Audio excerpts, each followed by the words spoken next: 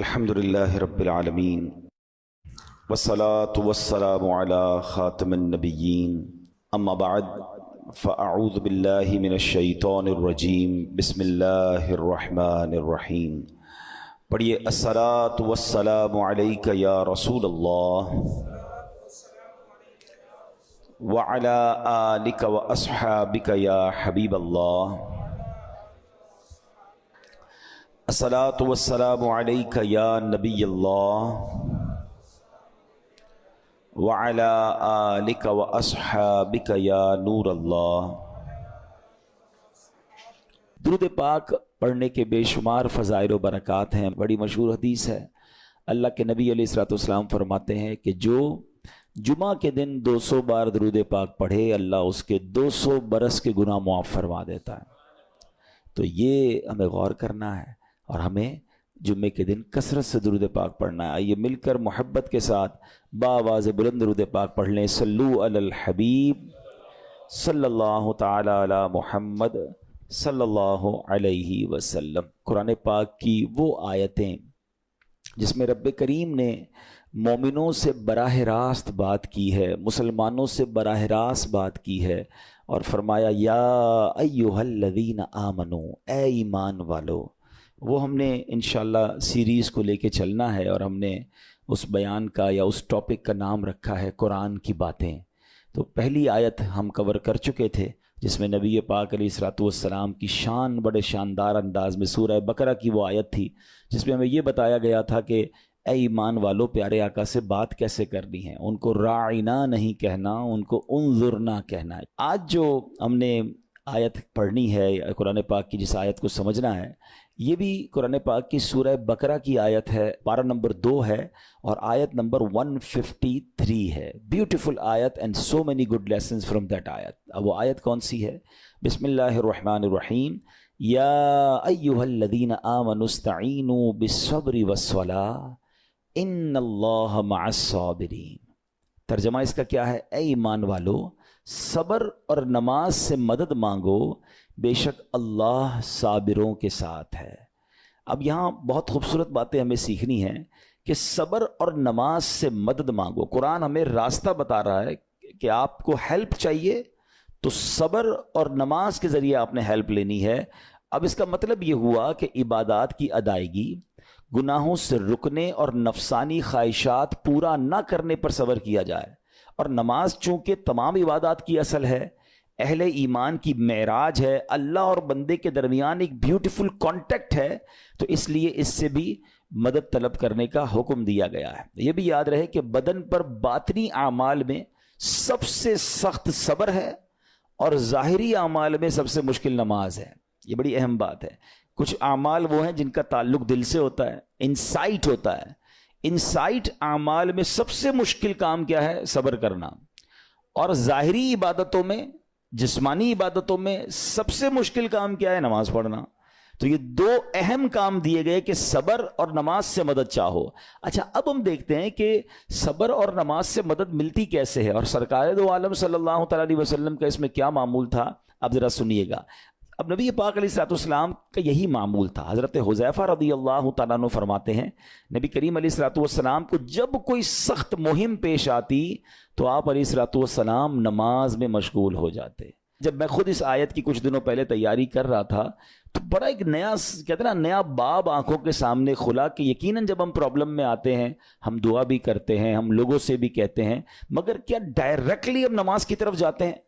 حالانکہ قرآن نے ہمیں پرابلمز کا سولوشن کیا دیا ہے کہ صبر اور نماز سے مدد چاہو. اب آگے چلیں. حضرت عمر فاروق کا بھی یہی عمل تھا کہ کوئی مشکل درپیش آتی تو آپ رضی اللہ تعالیٰ کو اگر کبھی اسلامی فوجوں کے آنے میں تاخیر پتہ چلتی، یعنی آپ چونکہ جنگوں کے لیے فوجوں کو روانہ کرتے تھے، بہت شاندار اسٹریٹجک پلانر تھے، تو اب فوج گئی اور ایکسپیکٹیشن یہ تھی کہ فلاں ٹائم کو واپس آ جائے گی. اس زمانے میں ٹیلی فون تو تھا نہیں، انٹرنیٹ تو تھا نہیں کہ لوکیشن شیئر ہو جائے گی یا کال آ جائے گی کہ سر ہم یہاں رکے ہوئے ہیں. اب ٹائم ہو جاتا اور فوج واپس نہ آتی نا تو آپ اب اس کو کیا کرتے کہ اب پتہ تو نہیں کیا ہوا ان کے ساتھ، خیریت سے آ جائیں، تو آپ نماز میں مشغول ہو جاتے، نماز کے لیے کھڑے ہو جاتے. اب کیا ہمارے ساتھ کبھی ایسا ہوتا ہے کہ ہمارا بچہ کہیں گیا ہے، اس کی خبر نہیں آ رہی، یا کوئی چیز ہماری آنی ہے ابھی تک پہنچی نہیں ہے، یا کوئی اچھی نیوز نہیں آ رہی ہے، تو ہم کیا اس کے لیے نماز کی طرف جاتے ہیں؟ یہ نبی پاک کا ہمیشہ معمول رہا. حضرت عبداللہ بن محمد حنفیہ رحمۃ اللہ تعالی علیہ فرماتے ہیں کہ میں اور میرے والد ایک انصاری رشتہ دار کے پاس عیادت کرنے گئے. جب نماز کا وقت ہوا تو انہوں نے اپنے اہل خانہ میں سے کسی کو پکارا کہ اے لڑکی وضو کا پانی لے آؤ اور ہمارے لیے نماز میں راحت پہنچاؤ, نماز پڑھ کر میں راحت پاؤں, جلدی سے وضو کا پانی لے آؤ. تو کہتے ہیں ہم نے ان انصاری شخصیت کے الفاظ پر بڑا تعجب کیا کہ نماز سے راحت کیسے ملتی ہے. تو انہوں نے کہا میں نے نبی پاک علیہ الصلوۃ والسلام کو فرماتے سنا ہے, اے بلال کھڑے ہو اور ہمیں نماز کے ذریعے راحت پہنچاؤ. It means namaz is a relaxation for all of us. نماز is the way to solve your problem. آپ کو جب کوئی پرابلم آئے نا, آپ اللہ کی بارگاہ میں نماز کے لیے کھڑے ہو جائیں. مکروہ وقت نہیں ہے, آپ نوافل پڑھنا شروع کر دیں. آپ دیکھیں نماز ہیلپ کرے گی آپ کی, نماز سے آپ کے لیے راحتیں ہو جائیں گی. آپ کی حضرت عبد الرحمن بن عوف کتنے بڑے صحابی ہیں رضی اللہ تعالیٰ. یہ وہ صحابی ہیں کہ جو عشرہ مبشرہ میں سے بھی ہیں, and he was billionaire on that time. سب سے امیر صحابہ میں جو نام آتے ہیں وہ حضرت عثمان غنی اور حضرت عبد الرحمن بن عوف رضی اللہ تعالیٰ کے نام آتے ہیں. آپ کا ایک بار بے ہوشی غشی طاری ہوئی, ٹھیک ہے, انکانشیس ہو گئے آپ. تو آپ کی والدہ نے کیا کیا؟ آپ کی والدہ, لوگ سمجھے کہ آپ کی جان نکل گئی ہے, آپ کی والدہ مسجد کی طرف چل پڑیں تاکہ وہاں جا کے نماز پڑھیں اور اس سے مدد حاصل کریں. جب حضرت عبد الرحمن بن عوف کو ہوش آیا نا, تو لوگوں نے کہا کہ آپ کی طبیعت کیسی ہے؟ تو آپ نے کہا کیا مجھ پر غشی طاری ہو گئی تھی ہیں؟ تو کہا جی. تو کہتے ہیں بے شک میری بے ہوشی میں میرے پاس 2 فرشتے آئے اور کہنے لگے تم چلتے نہیں کہ ہم تمہیں خدا کی بارگاہ میں لے جائیں اور تمہارے بارے میں فیصلے لیے جائیں. دوسرے فرشتے نے کہا انہیں لوٹا دو, یہ ان افراد میں سے ہے جن کے لیے ان کی ماؤں کے پیٹ میں ہی سعادت مندی لکھ دی گئی تھی, اور ان قریب اللہ تعالیٰ ان کے ذریعے ان کی اولاد کو جب تک چاہے گا نفع دے گا. اس کے بعد آپ رضی اللہ تعالیٰ 1 مہینہ مزید زندہ رہے, اس کے بعد انتقال ہوا. تو پتہ چلا کہ آپ کی والدہ نے نماز پڑھی, اللہ سے مدد مانگی اور آپ کو اللہ نے ایک نئی زندگی عطا فرمائی. تو آپ اپنی زندگی میں اس پریکٹس کو آج اس آیت سے دیکھیں. ہم نے کرنا کیا ہے؟ ہم جب بیان میں آئیں تو صرف بیان نہیں سننا ہے, ہم نے اللہ نے مجھے کہا کیا ہے. ہم اس ٹاپک کو لے کے اسی لیے چل رہے ہیں نا کہ میرے رب نے ڈائریکٹلی مجھ سے کیا بات کی ہے. تو آج اس آیت میں یہ لیسن مل رہا ہے کہ جب کسی پرابلم میں ہیں, کلیمٹی میں ہیں, تو اللہ کی طرف جانا ہے اور نماز سے مدد چاہنی ہے. وَاسْتَعِينُوا بِالصَّبْرِ وَالصَّلَاةِ. اچھا اب آپ دیکھیں پیارے آقا کی نماز کی کیسی عادت تھی. بادل گرجتے تھے, آندھی چلتی تھی, کسی بری خبر کی اطلاع آ رہی ہوتی تھی, نبی پاک نماز کی طرف چلے جاتے. اچھا آپ مجھے بتائیں نماز استسقاء کیا ہے؟ بارش نہیں ہو رہی ہے, پیارے آقا نماز پڑھا رہے ہیں. سورج گہن ہو رہا ہے, نبی پاک نماز پڑھا رہے ہیں. چاند گہن ہو رہا ہے, پیارے آقا نماز کی طرف. یعنی کس قدر اللہ کی طرف رجوع ہے. And whenever anything bad happen یا گوئنگ ٹو بیڈ ہیپن, ہونے والی لگ رہی ہے, کچھ بڑا ہونے والا ہے. ہمیں بھی تو خبریں آ رہی ہوتی ہے نا کہ بھائی کل بہت شدید بارش ہوگی, اللہ نہ کرے کوئی اور بری خبر ایکسپیکٹیشن ہے. آپ کو کاروبار میں کوئی ایسی خبر آنے کا ڈر ہے, یا آپ کی کوئی شپمنٹ جاری ہے, واٹ ایور آپ چاہتے ہیں ہر چیز بہتر ہو جائے. قرآن نے فارمولا دیا نا, وَاسْتَعِينُوا بِالصَّبْرِ وَالصَّلَاةِ. اللہ نے ڈائریکٹلی مجھے اور آپ کو کہا ہے.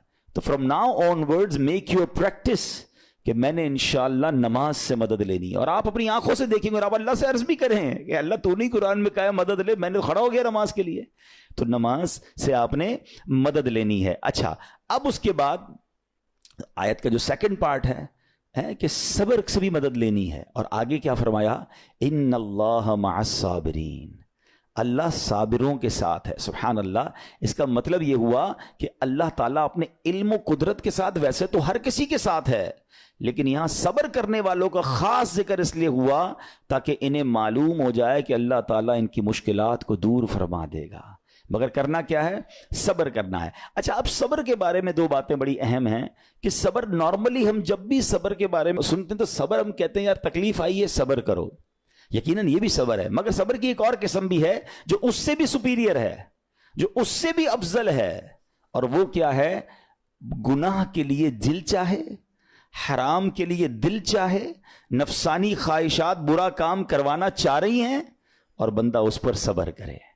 یہ صبر جو ہے نا یہ شریعت کو اور محمود ہے اور بڑا افضل ہے کہ انسان کو جی چاہے کہ فلاں گناہ کرنا ہے مگر وہ اس پر صبر کرے. اور دوسرا صبر وہی ہے جو ہم جانتے ہیں کہ کوئی مصیبت آ جائے, کوئی آفت آ جائے, کوئی ہمارا اللہ نہ کرے کسی سے لڑائی ہو جائے, ہمیں کوئی برا بھلا کہے, ہم اسے معاف کر دیں, صبر کریں. یا جسمانی تکلیف ہے, کاروبار میں پرابلم ہے, ہم اللہ کی رضا پر راضی رہیں.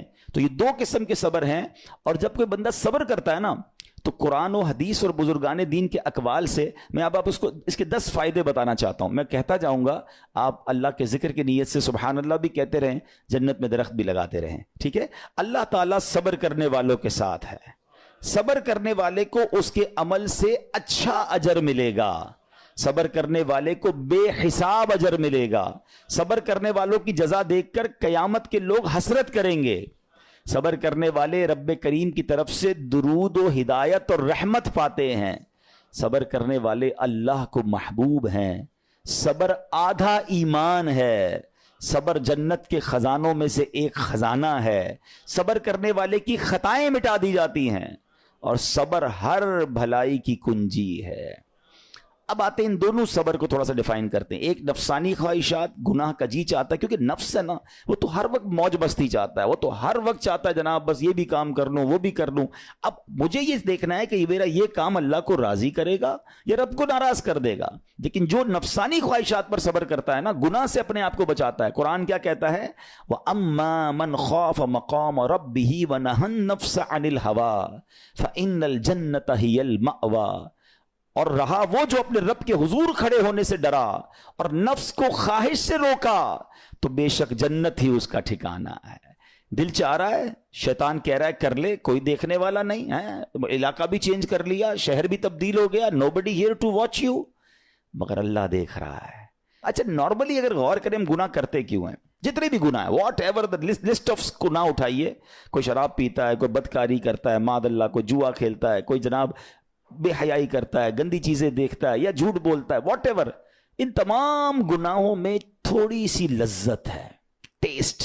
ٹھیک ہے, غیبت میں بھی ٹیسٹ ہے, بلکہ کتابوں میں آیا کہ غیبت میں شراب سے بھی زیادہ مزہ ہے, جبھی تو بندہ چھوڑتا نہیں ہے. اچھا لیکن یہ تمام ٹیسٹ میں ایک بڑی اہم بات اب میں کہنے جا رہا ہوں. یہ بزرگ نے بڑی کمال کی ایک ون لائنر ہمیں دے دیا ہے. وہ کہتے ہیں کبھی بھی لذت کے لیے گناہ مت کرنا, کیونکہ لذت ختم ہو جائے گی, گناہ کا جواب اور پنشمنٹ باقی رہ جائے گی. اب آپ اس فارمولے کو سامنے رکھیں کہ جب بھی ہم گناہ کرتے ہیں فیو منٹس یا فیو آورز کی ایک انجوائمنٹ ہے, آفٹر دیٹ انجوائمنٹ ختم, مگر اس کا جواب باقی ہے, عذاب باقی ہے, اللہ نہ کرے اللہ ناراض ہوا تو پنشمنٹ باقی ہے. تو کیا فرمایا؟ انجوائمنٹ کے لیے گناہ مت کرنا, انجوائمنٹ ختم ہو جائے گی, عذاب باقی رہ جائے گا. اور اگلا سینٹنس کتنا خوبصورت ہے, فرماتے کبھی بھی تکلیف کی وجہ سے نیکی مت چھوڑنا, تکلیف ختم ہو جائے گی, اجر باقی رہ جائے گا. اب مثال دیتا ہوں, اس کی 2-3 ایگزامپل سمجھیے. گناہ کی ایگزامپل تو آپ سمجھ گئے کہ کوئی بھی تھوڑی دیر کا گناہ کرتا ہے, لذت پاتا ہے, وہ گناہ ختم, عذاب باقی. اب نیکی میں کیا ہوتا ہے؟ فجر کے لیے اٹھنا, نیند آ رہی ہے, دل نہیں چاہ رہا, آپ اٹھے, آپ نے وضو کیا, فجر پڑھا, وہ اٹھنے کی تکلیف تو ختم ہو گئی نا, واپس سونا ہے تو سو جائیے, مگر فجر کا اجر اور ثواب باقی رہ گیا ہے. رمضان کے روزے ڈیفیکلٹ ہیں, لیکن افطار کے بعد تکلیف ختم ہو جاتی ہے, ہم کھاتے پیتے ہیں, موج کرتے ہیں, مگر ثواب باقی رہ جاتا ہے.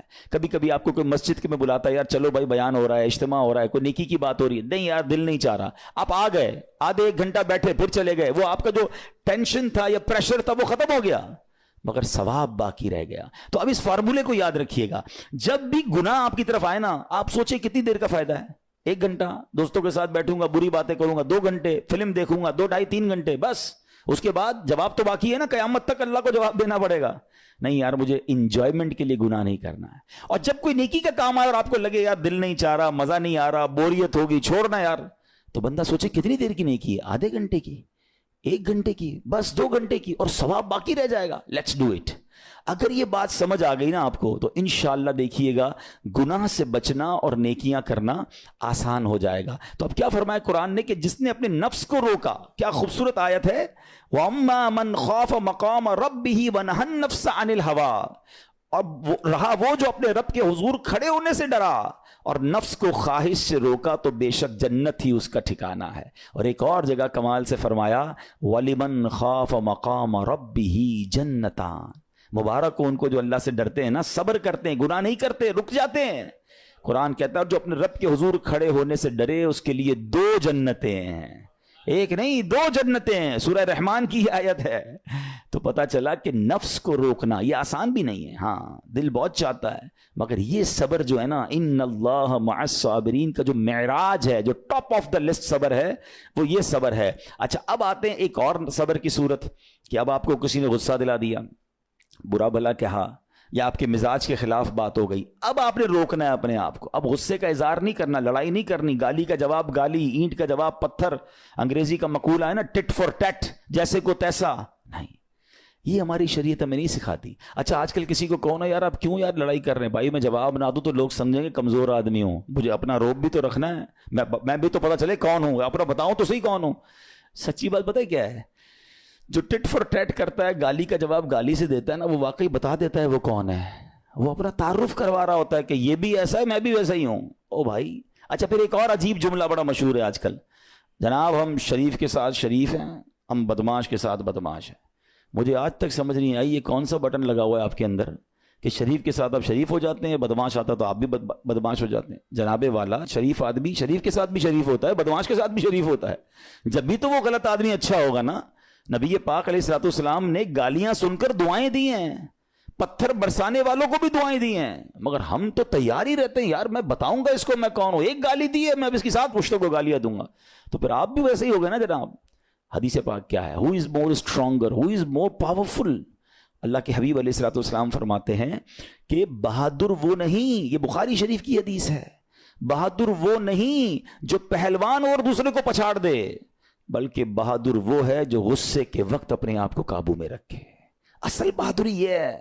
تو اگر آپ نے واقعی صبر سے مدد لینی ہے, ان اللہ مع الصابرین کا مجدہ لینا ہے, تو بدلے نہیں لینا ہے, معاف کرنا ہے. ذرا مل کر میرے ساتھ شب قدر کی دعا دہرائیے گا, اللہم انک عفو کریم تحب العفو فاعف عنی, اللہم انک عفو کریم تحب العفو فاعف عنی, اللہم انک عفو کریم تحب العفو فاعف عنی. What is the meaning؟ اس دعا کا معنی کیا ہے؟ اللہم انک عفو, اے اللہ تو معاف کرنے والا ہے, تحب العفو معافی کو پسند کرتا ہے, فاعف عنی اللہ مجھے بھی معاف کر دے. ہم کیا کہہ رہے ہیں اللہ سے, اللہ مجھے معاف کر دے اور میرے سارے اگلے پچھلے گناہ معاف کر دے. مگر دیر از اے کوسچن, آپ نے معاف کر دیا سب کو؟ بندہ کہتا نہیں میں تو انتظار میں بیٹھا ہوں, میں تو موقع کی تلاش میں, بس موقع ملے پھر بتاؤں گا میں کون ہوں. ہاتھ میں آ نہیں رہا بندہ, ٹرائی کر رہا ہوں کسی جگہ آ جائے, بس کوئی اس کے پیسے ویسے آ جائیں, کوئی اس کا معاملہ میرے پاس آ جائے, بس پھر دیکھو کیا کرتا ہوں. بیٹھے اس انتظار میں بیٹھے بہت سارے لوگ, کمال ہے یار.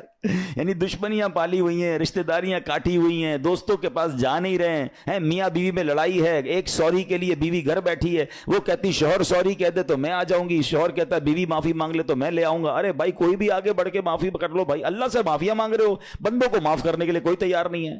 مجھے خود بتائے نا یہ کیسی دعا ہے کہ اے اللہ تو مجھے معاف کر دے, میں نے کسی کو معاف نہیں کرنا. یہ بنتی ہے دعا؟ اللہ سے پتہ ہے کیا کہیں, اے اللہ میں نے بندہ ہو کر تیرے سارے بندوں کو معاف کر دیا ہے, تو سب سے بڑا معاف کرنے والا ہے نا, اللہ تو بھی مجھے معاف کر دے.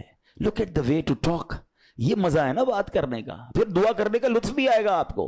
تو دشمنیاں نہ رکھیں, غصے پر قابو پائیں, معاف کریں. ایک حدیث سن لیجئے, لرزا دیتی ہے, ڈرا دیتی ہے. اللہ کے نبی علیہ الصلوۃ والسلام فرماتے ہیں جو رحم نہیں کرتا اس پر رحم نہیں کیا جاتا. حدیث کا خلاصہ ہے. اور جو معاف نہیں کرتا اسے معاف نہیں کیا جاتا. اب بتائیے ہم معاف کرتے ہیں, ہم رحم کرتے ہیں, ہم کہتے ہیں اللہ ہم پر رحم کرے, ہم کسی پر رحم نہ کریں. نہیں ہوگا رحم, پہلے اپنے اندر تو لائیے یہ باتیں. اب ایک آیت سنیے گا, اس کے تحت ایک واقعہ, اور پھر میں بیان کو کنکلوڈ کرتا ہوں. اللہ کریم ارشاد فرماتا ہے الذین ينفقون فی السراء والضراء والکاظمین الغیظ والعافین عن الناس واللہ یحب المحسنین. قرآن میں رب فرماتا ہے جو خوشحالی اور تنگ دستی میں اللہ کی راہ میں خرچ کرتے ہیں. یہ بڑی خوبصورت بات ہے, یہ غریب اسلامی بھائیوں کے لیے بھی مدنی پھول ہے. امیر تو خرچ کرتا ہے نارملی, غریب خرچ نہیں کرتا اللہ کی راہ میں. ہمارے قبلہ مفتی قاسم صاحب نے تفسیر قرآن صراط الجنان میں ایک بڑی پیاری بات لکھی. آپ کہتے ہیں پوری دنیا کے امیروں کا سروے کر لینا, ان کی جو پیسے بڑھنے کی ایک وجہ یہ بھی ہوتی ہے کہ وہ کہیں نہ کہیں چیریٹی کر رہے ہوتے ہیں, مدد کر رہے ہوتے ہیں. وہ مدد اور وہ نیکی ان کے پیسے بڑھا رہی ہوتی ہے. اور پوری دنیا کے غریبوں کا سروے کریں تو ان میں سے بڑی تعداد وہ جو خرچ ہی نہیں کرتی اللہ کی راہ میں. کہتے ہیں ہم کیا خرچ کریں, ہم تو غریب ہیں, ہم پر لوگ خرچ کریں. میں آپ کو فارمولہ دے رہا ہوں اور یہ قرآن سے دے رہا ہوں. ہیں جو تنگی میں بھی اللہ کی راہ میں خرچ کرتے ہیں, جو خوشحالی میں بھی خرچ کرتے ہیں. آپ تنگی میں آپ روپیہ خرچ کریں, یہ نہیں کہتے آپ 10,000 روپے خرچ کریں, جتنی آپ کی حیثیت. یہ کاروبار ہے, آپ 1 روپیہ دیں گے اور آئے گا, آپ 10 روپے دیں گے اور آپ کسی نہ کسی نیکی کے کام میں خرچ کرتے رہیں, آپ غربت سے باہر آ جائیں گے. If you want to take out yourself from that problem, آپ آئیں اللہ کی راہ میں خرچ کرنا شروع کریں. قرآن کہہ رہا ہے کہ جو تنگی اور خوشحالی میں اللہ کی راہ میں خرچ کرتے ہیں. اور اگلا پارٹ کتنا خوبصورت ہے, فرمایا وَالْكَاظِمِينَ الْغَيْظَ وَالْعَافِينَ عَنِ النَّاسِ, فرمایا اور غصہ پینے والے اور لوگوں سے درگزر کرنے والے. انعام کیا ہے؟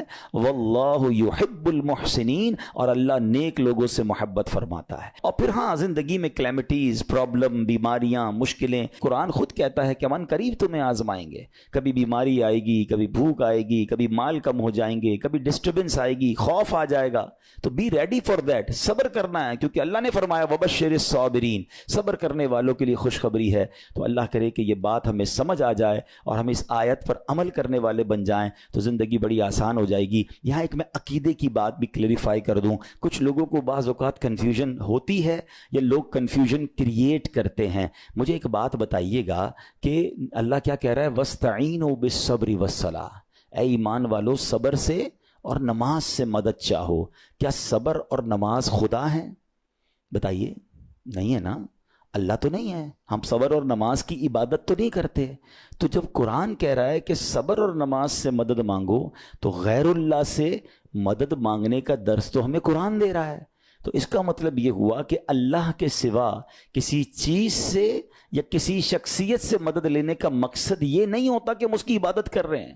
اگر آج کے دور میں کوئی اللہ کے نبی سے کہتا ہے کہ یا رسول اللہ انظر حالنا, یا بھر دو جولی میری یا رسول اللہ, تو یہاں کوئی شرک کی بات نہیں ہے. کیوں کہ یہاں یہ نیت نہیں ہے کہ ہم ان کو خدا مان رہے ہیں, یا یہ بھی نیت نہیں ہے. ایک عقیدہ کلیئر کر دیتا ہوں, پوری دنیا میں عاشقان رسول کا یہی عقیدہ ہے کہ کوئی نبی, کوئی صحابی, کوئی ولی اپنی طرف سے کسی کو کچھ نہیں دے سکتا. وہ سب رب کے محتاج ہیں.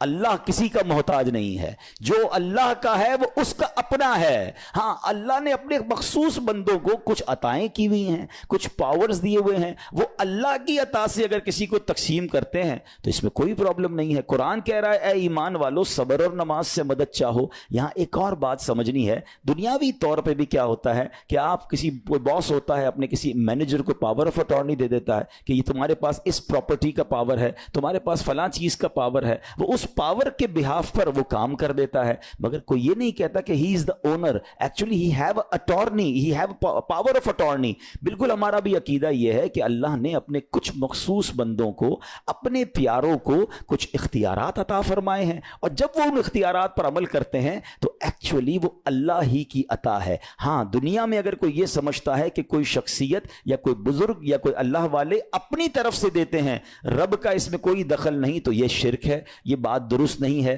ہمارا سب کا عقیدہ یہ ہے کہ جو کچھ دنیا میں اگر کسی ولی, نبی, صحابی کے پاس ہے وہ رب کا دیا ہوا ہے, رب کی عطا ہے, رب ان کو دیتا ہے, رب کو کوئی نہیں دیتا. رب کے پاس جو کچھ ہے وہ اس کا اپنا ہے. تو یہ کانسیپٹ بھی کلیئر ہوتا ہے قرآن پاک کی اس آیت سے. اللہ کریم سے دعا کرتے ہیں رب کریم ہم سب کی